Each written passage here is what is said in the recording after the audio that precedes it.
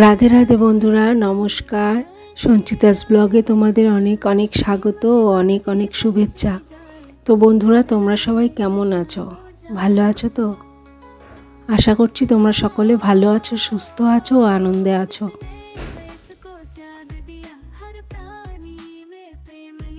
তো দেখো, আজকে ঘর চারিদিক সব গোছানো, আগে থেকেই সব গুছিয়ে রেখেছিলাম।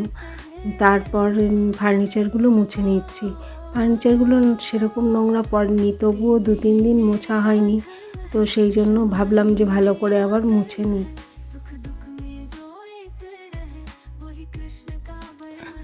তো বন্ধুরা, তো দুর্গা পুজো, কালী পুজো, ভাইফোঁটা সবই তো চলে গেছে। এবার আছে জানুয়ারি ফেব্রুয়ারির দিকে সরস্বতী পুজো।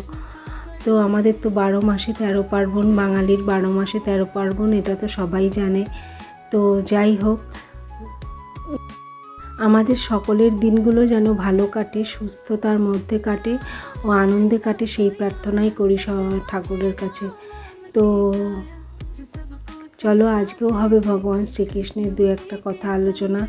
মাঝে না কয়েকদিন ভিডিও ঠিকঠাক দিতে পারিনি, তার জন্য দুঃখিত। তো এই পুজোর জন্য, তারপর বাইরে বেরোনোর জন্য, তবুও তো দুর্গা পুজোয় বেরিয়েছিলাম, কালী পুজোয় তো বেরোনোই হয়নি। তবুও আমি ভিডিওটা ঠিকঠাকভাবে দিতে পারিনি, তার জন্য অনেক অনেক দুঃখিত। তো চলো, কথা না বাড়িয়ে ভগবান শ্রীকৃষ্ণের কথায় আসি, তাহলে তোমাদেরও ভালো লাগবে আর আমারও খুব খুব ভালো লাগবে। আর তোমরা তো জানোই আমার ভালো লাগে ভগবান শ্রীকৃষ্ণের কথা আলোচনা করতে, বলতে, শুনতে। তো সেই জন্যই, আর শুনলে না মন অনেক শান্ত হয়ে যায়, রাগ অনেক কমে যায়।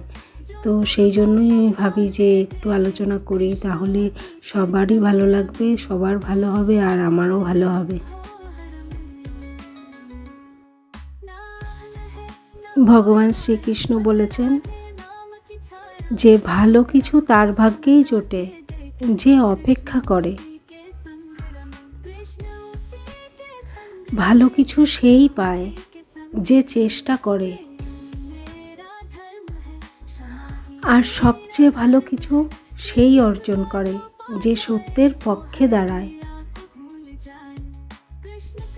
ভগবান শ্রীকৃষ্ণ এও বলেছেন যে কঠিন সময় আসবে এবং চলেও যাবে, তাই তাদের দ্বারা প্রভাবিত না হয়ে সহ্য করতে শেখো।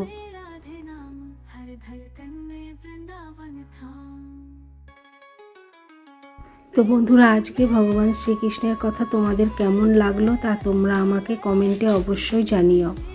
আর ভালো লাগলেও জানিও, ভালো না লাগলেও জানিও।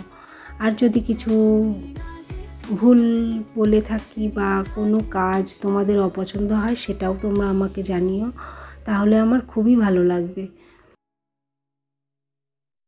ও আর একটা কথা, ভালো লাগলে তোমরা যেন লাইক, কমেন্ট, শেয়ার ও সাবস্ক্রাইব করতে ভুলো না, তাহলে আমার ভিডিওটি পৌঁছে যাবে সবার আগে তোমার কাছে।